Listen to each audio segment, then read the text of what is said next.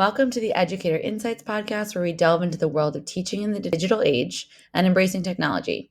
I'm your host, Olivia Lara-Gresty, and today we are thrilled to introduce a distinguished guest. Please join me in extending a warm welcome to Troy Hicks, who currently holds the position of Chairperson of the Department of Teacher and Special Education at Central Michigan University. In this episode, get ready to embark on an intellectually stimulating journey as we dive into the intriguing landscape of literacy in the digital age of education. Troy's extensive expertise and unique perspectives promise to illuminate some fresh horizons in the world of education. So, Troy, thank you so much for joining us today, especially at the beginning of a packed semester nonetheless. And to our audience, we appreciate your support. So, Troy, thank you so much for being here. Thank you very much. So would love to jump right in. I know we got to speak a bit before, but I would just love to, if you could share with our audience, I know you began your career as a middle school ELA teacher. I also was a middle school teacher, although I was in the STEM field with science and a little bit of math here and there. But I'd love to hear if you could talk to us a little bit about your path from teaching students to teaching instructors on how to teach those students and kind of what got you there and how that experience has been for you. Yes, happy to do that. In fact, I would take one step back in my educational journey to my role as an undergraduate writing consultant when I was still a university student and pre-service teacher. That opportunity to work shoulder to shoulder with writers and talk with them about their process was very important to me and really has given me a sense of how I still try to work with my undergraduate and graduate students and colleagues today as writers. So I carried that experience with me forward into my student teaching and then into my middle level English language arts classroom. I was always interested in educational technology and professional learning, so that carried me back for a master's degree. And in that process, I was encouraged by a professor to go on to graduate education, where I also became connected with the local site of the National Writing Project. And that definitely sparked my passion for professional learning and collegiality and thinking about how teacher action research can make a difference in our classrooms and communities. And ever since then, I have continued my work with K-12 teachers, collaborating with them in a variety of settings, and especially around digital technology and digital literacies. So that's the short story. And there have been many formative educators that I do not have time to mention all by name, but of course, many mentors over the years that have supported me in that journey. Yeah, and it's interesting as teachers thinking about both the educators we had as students, whether that was at whatever age, first grade or college and whatnot, and then all the way to even some of the teachers we've worked alongside and how each of those definitely has a big impact on our experience. And I'm curious, I noticed that you became an ISTE or ISTE certified teacher back in 2019, and I'm curious if you could elaborate on your experience and insight that you've gained from this certification, maybe for some of our audience members out there who are interested in kind of what the benefits are and what caused you to reach out to get that certification. Certainly, yes. Many people in your audience are probably aware of what ISTE is. If they're not, it's the International Society for Technology and Education.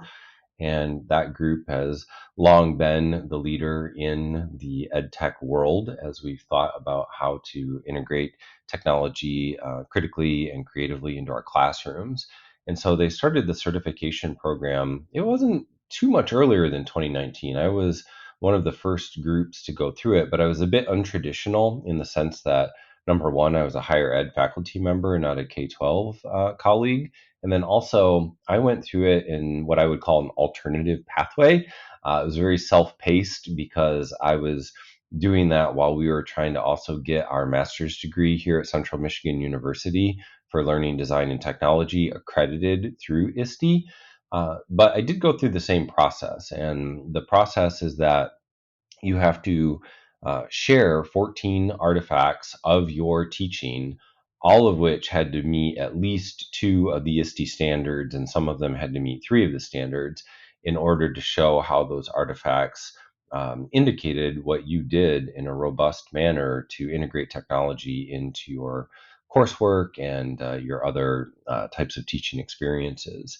And so through that, I've learned yet another set of lenses and ways to think about how to bring educational technology to life in the pre-service methods classes that I teach, the graduate courses that I teach, the workshops and webinars that I lead, and always to center student learning in that process. So one thing about all of the ISTE standards is that they really do put learning at the core of the practice, and it's not just about the newest and fanciest technology. So that entire certification process was very useful and still helps me to this day. Yeah, I love that you mentioned like that idea of keeping learning at the center because you're right. There is honestly, and I'm sure our audience members can agree, there is an overwhelming amount of technology, and it's all very shiny, especially at the beginning of the school year, even just especially with some of the the surgence of each technology company having their own AI chatbots and all of these other additional elements. It's all shiny, and so I think keeping that mindset of keeping the learning at the center and thinking about, as you mentioned, the different lenses that you have to think about learning and utilizing them, like that's really what teachers are trying to gain, is that ability to kind of look through the noise and find out what's actually going to serve their students the most. So that sounds quite useful. Yes, it was. And it um remains useful because the community meets on a regular basis online and Zoom too. So that's an added benefit. You stay connected with other ISTE educators, certified educators throughout the entire school year. mhm. Yeah, and I'm sure, given that in your role as a chairperson in the education department, having that community and having, you're sort of consistently connected to a space where people are learning at the best new practices, but many people after they leave graduate school or wherever it is, they're now in the field. And so no longer as closely connected to the up and coming research. And I think that kind of leads me into some of my thoughts about, the education industry at large and your role within it. So I know you oversee a pretty diverse educational community, and I'm just curious how you might see the foundational principles of learning design and technology integration that you've learned in getting your ISTE certification and in some of your other roles. How do those align with the university's mission, and what strategies are you able to employ to ensure that these principles are implemented in your courses or within the groups that you oversee? Yes, I really appreciate this question. And I think that any teacher educator who's involved in educational technology or otherwise, if they were being humble and honest, would probably admit that we're not doing as well as what we should overall in terms of integrating K 12 technology. And by no means am I trying to undermine the tragedies that happened during the COVID-19 pandemic and emergency remote teaching, but there's that joke that we might have let a good crisis go to waste in the sense that suddenly we put all this technology into students and teachers' hands, and yet we're not as perhaps diligent as we should have been about thinking creatively, critically, carefully, thinking in whatever way we want to describe it. We could have probably been a little bit more strategic in helping them plan for more effective uses of technology. So, for instance, here at CMU, we have always said that technology is integrated throughout the elementary education program. And recently, with changes to our secondary program, we eliminated the educational technology class. And again, supposedly we are integrating that into our entire pre-service program, and yet when my colleagues and I have conversations, we know that this is not always happening, and we know from surveys from our students after they graduate that they feel this is not always happening as well. So even though we're saying that we're doing some of this, I think that we need to be much more intentional. So there's professional learning that needs to happen for faculty, from faculty. We need to listen to students. We need to talk to our K 12 colleagues. We need to understand better what technologies are already available in schools and to use them in more creative ways. And then to also think about where we can start to push the boundaries and encourage newer technologies to come into schools and for our pre service teachers to be able to use those as well. Yeah, you're making me think of, back in elementary school when I took a computer class and we just took a class just on using computers. And I think when I was teaching middle school, so our students had their Chromebooks for at that point, in my first year, they'd only had them for about half a year. And so they were just learning the computer by doing. And so it was integrated, in fifth grade, you're spending a bit more time getting kids set up on whatever website they're on versus eighth grade, they can kind of just log in, but it's just woven in. And I think that is the reality of technology, is that it starts to become a bit more woven into the process because it's so integrated and we're all just becoming a little bit more technology native. But to your point, if that's not done with enough intention, are we just missing out on the actual skills of employing ed tech products and kind of the critical thinking of which one do I use in this moment? Because I think that's a big challenge, is just, once I'm in the middle, deep in a product, is this actually the one that I want to use, or is there something better out there? Yes. And so, one thing that we're trying to do this year, we began this initiative last year and seemed to start to be picking up some traction, working with some of our educational technology doctoral students to develop asynchronous modules with some short video clips, some tutorials, some suggested activities that they can use with different educational technologies, and integrating those technologies into their courses as appropriate per the assignments and assessments that they're designing, say in their elementary methods class or their social studies methods class or their English language arts methods class or things like that. So we are trying to take a little more intentional approach this year, and hopefully we see some results from that initiative. Yeah, definitely. And that's great to think about, just the ways in which you're leaning on the rest of your community to actually achieve those goals, and definitely speaks to the community that exists at CMU. And I'd love to, switching gears a little bit, I think that we're still thinking about how to use technology to really help our teachers get to the core of what they're trying to teach. And I think there's a lot of discussion in recent months about, well, what really is the purpose of school and in education when there is technology out there, and how do we prepare our students for the future? And so I've noticed your commitment to literacy seems to be unwavering, especially given your background in ELA and then the writing workshops. And when we spoke before, we had a really interesting conversation about literacy and just really what that means. And I was curious if you could delve a little bit into that concept, literacy, in the context of today's technology driven education. Is being literate really just about reading and writing, or does it encompass more in this age? I think it certainly encompasses more, and reading and writing in the broadest sense of those words. So, this question made me think of the idea from Paulo Freire of reading the word in the world, being able to understand language, of course, but being able to understand how language is enacted in different ways, and then also understanding physical and other relational types of the world, images and infographics and video clips and commercials, and just reading spaces and places and things like that too. So literacy is broad. We don't want to lose sight of the fact that students need to be able to understand words and decode and comprehend text, and also need to be able to put words into sentences and sentences into paragraphs and paragraphs into stories and essays and reports and things like that. And yet at the same time, I'm also reminded of the National Council of Teachers of English's definition of literacy in a digital age, where they have these three terms, that literacy is interconnected, dynamic, and malleable. And when we think about what that means, especially as we begin to think about the influence of artificial intelligence, it's going to really require everyone, and especially English language arts teachers, but everyone in their own disciplinary manner, to help students understand what that means to read and write. What does that mean to read and write and understand the world as a mathematician? What does it mean to read and write and understand the world as an historian?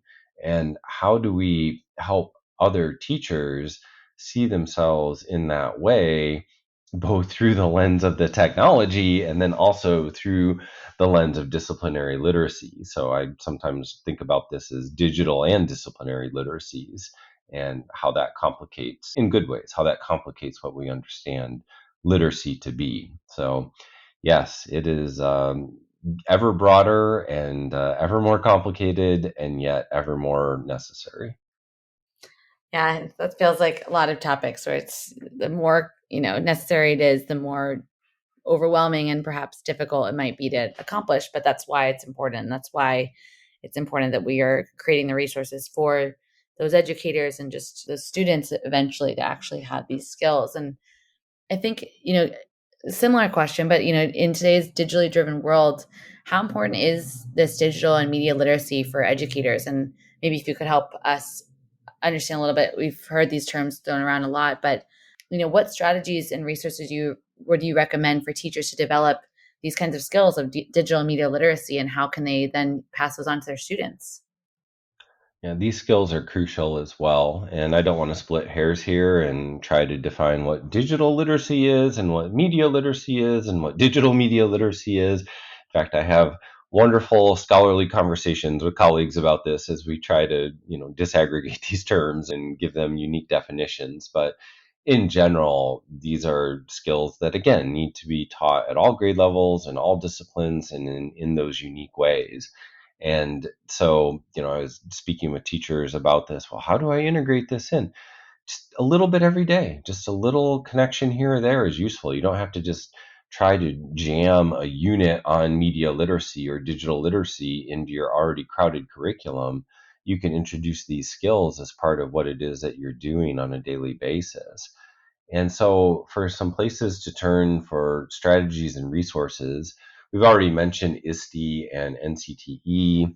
Also, the International Literacy Association has resources for digital literacy related to ELA, and I'm sure other content area special organizations have that as well. There's also NAMLE, the National Association of Media Literacy Education. There's the Media Education Lab, where I'm an affiliate faculty member. There are wonderful lesson plans and resources at websites like Common Sense Media or Media Smarts out of Canada, or the Critical Media Literacy Project. And then also through Jeff Scher's work with the Critical Media Literacy Framework and the questions that he asked with his colleague there.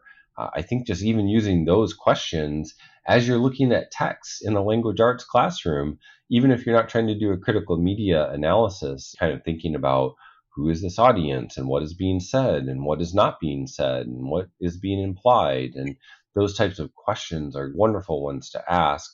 Again, just in small ways on a daily basis. It doesn't have to be a whole entirely separate unit on digital skills and media literacy skills. It can be part and parcel of what we do every day. Yeah, and I love that because it's not about changing, and as you mentioned, it's not changing your entire curriculum, but it's almost a newfound urgency and importance. Not that these topics were not important before, but weaving them in with the reality of why these skills are important. And I think it ultimately comes down to really considering the why and the end results we need for our students, and the importance of having digital and media literacy when there is going to be, more and more challenging, articles to figure out who actually wrote this and what is the bias or the intention behind the article. And, just the ability for generative AI to produce so much content, thinking about helping our readers become stronger critical thinkers in that sense. Yeah. And But even a quick example to that point, like in Mozilla, the group that works with Firefox and so many other initiatives, like one of their newsletters came out last week, and I really appreciated this. They're like, "How can you spot a fake AI image?"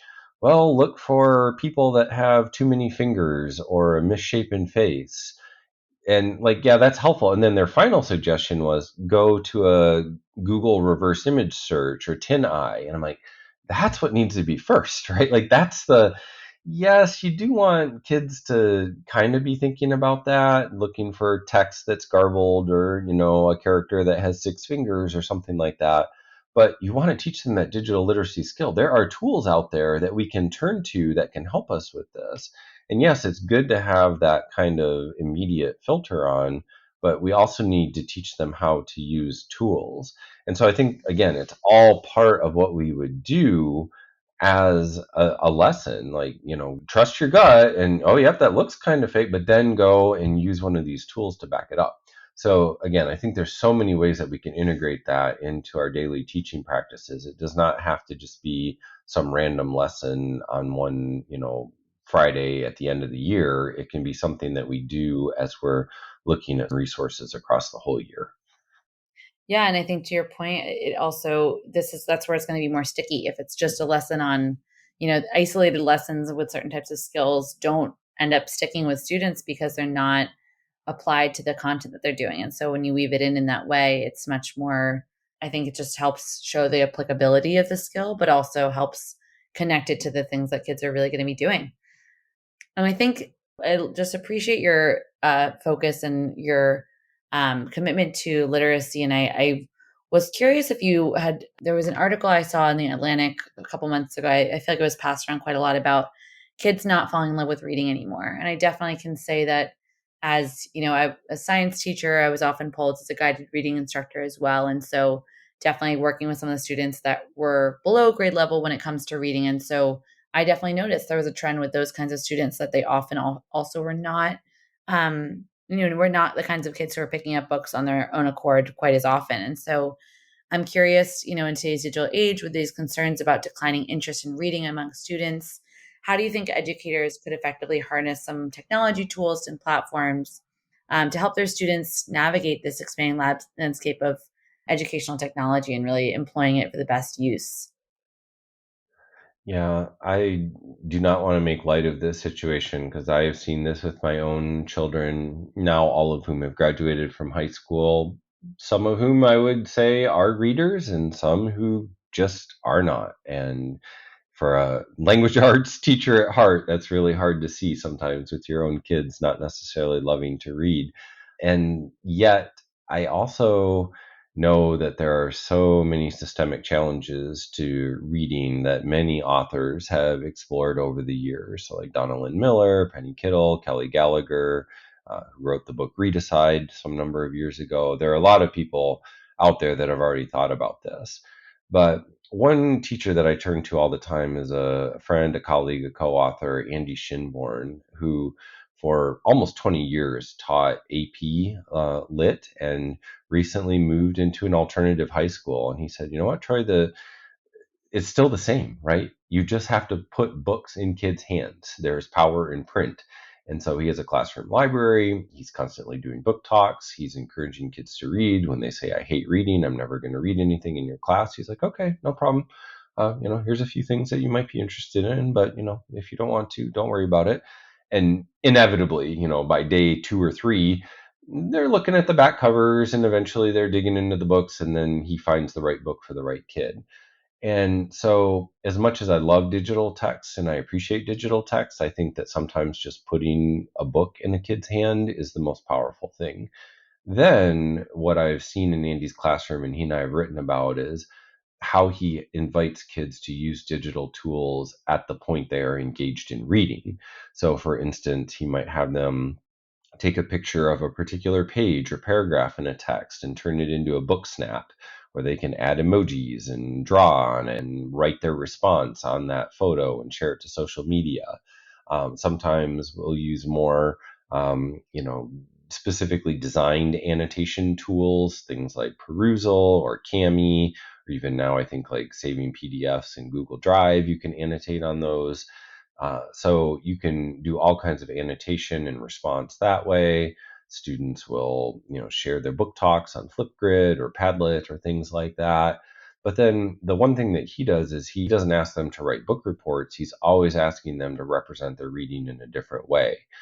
How can they create a TED Talk? How could they create a short video? How could they create a podcast? And so I think that, again, getting the right book in the right kids' hands, that's number one. And then once that happens, just giving them opportunities to share their love of that book, but not always through the traditional book report. So I think there is a place for technology in our reading, and there is a place to show them how to use the library app, right? Or how to go online and read the New York Times or the Wall Street Journal or something like that.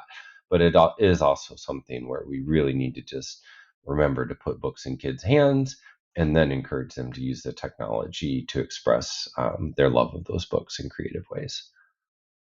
Yeah, and I love that because I think that there is definitely, sometimes as the standards of reading ability change and the measurements for that, sometimes the ability to connect to a book is not as I've seen is getting a little bit less and less highly regarded in terms of what does that mean about the ability to understand the book. But I think that that does not change the importance of the personal connection for a student's ability to grow. And so I think any technology and curriculum that is aligned to helping a student connect to the text is supporting their critical thinking as well as their love of reading. That's going to be what actually motivates them to pick up the book the next day. Because if they read the book one day, that's great, but it is about that continued learning and continued commitment and motivation.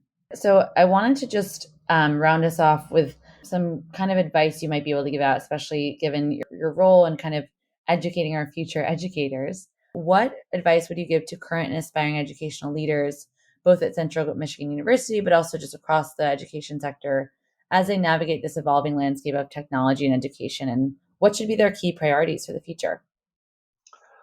Yes, for me, when I think about working with any teacher, whether it's someone who is taking their first pre-service methods class or someone that I'm working with in a workshop and has, 10, 20 years more experience than I do, I always talk about those small moments of teaching and focusing on what we call those core teaching practices.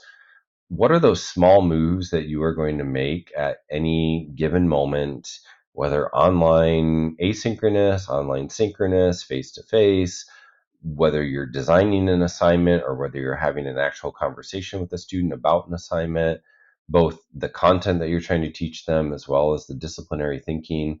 What are those moves that you want to make and how are you going to maximize students learning? What's the question that you can ask? What's the way that you can encourage them to think differently about a subject so they're going to understand it better and be able to share that knowledge? So then when you layer in the technology piece, you always want to be making strategic choices. So my most recent book with Jen Parker and Kate Grunow is called Make the Move with Ed Tech.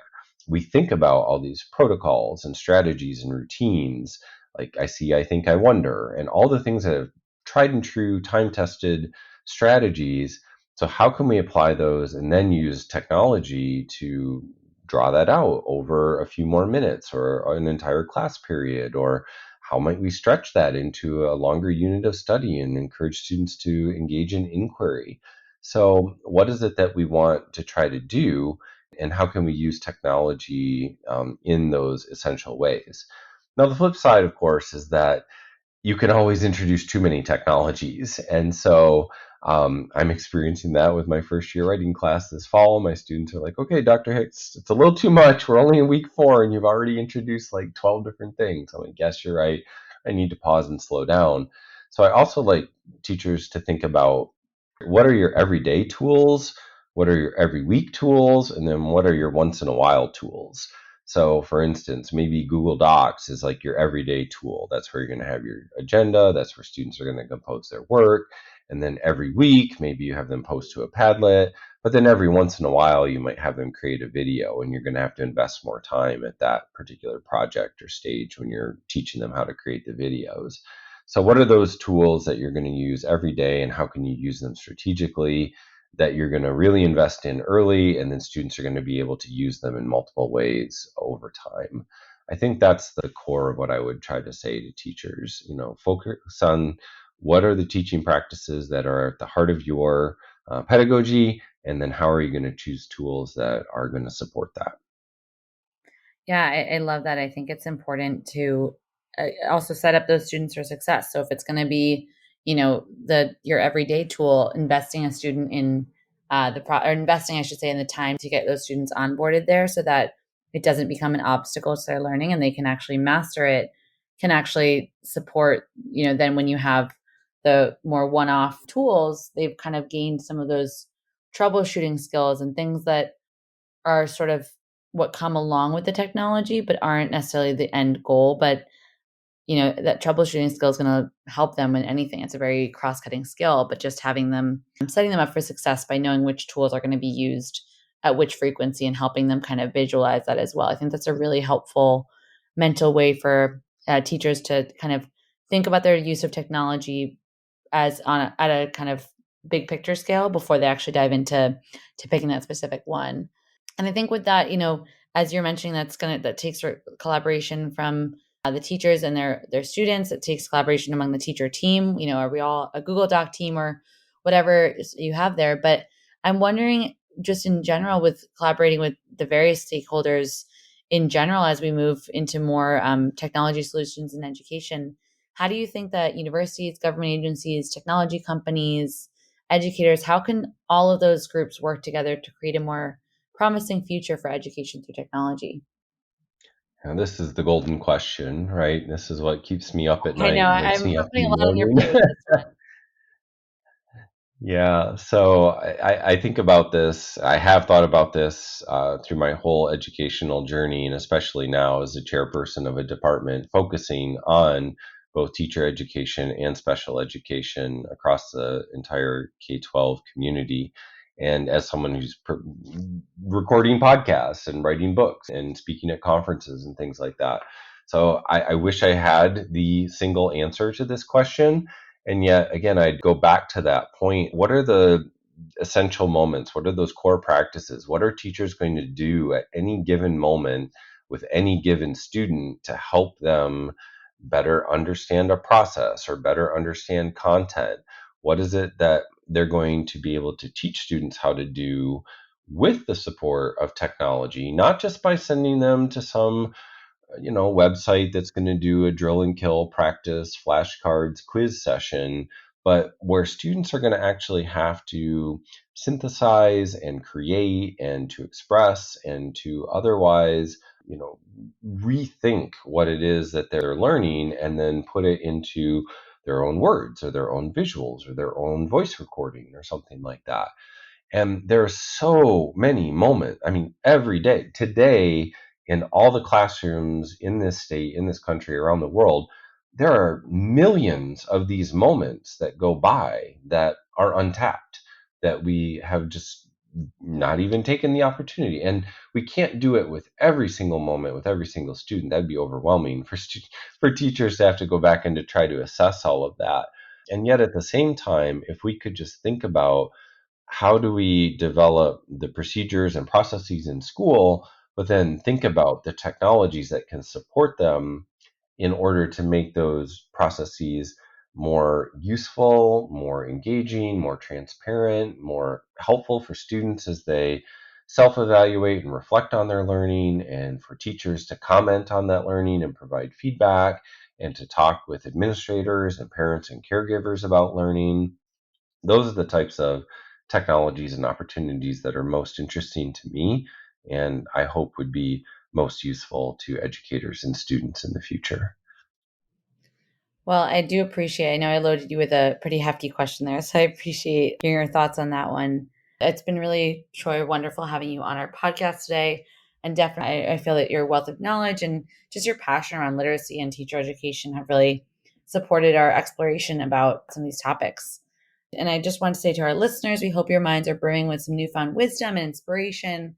We definitely invite you to share your reflections and personal anecdotes related to today's subjects across your social media platforms. Our time together has been a great time for learning, and we can't wait for you to join us next time for another interesting conversation on educator insights. So until then, let your curiosity be your compass, and we hope you are able to bring your students to some great places. So thanks everyone.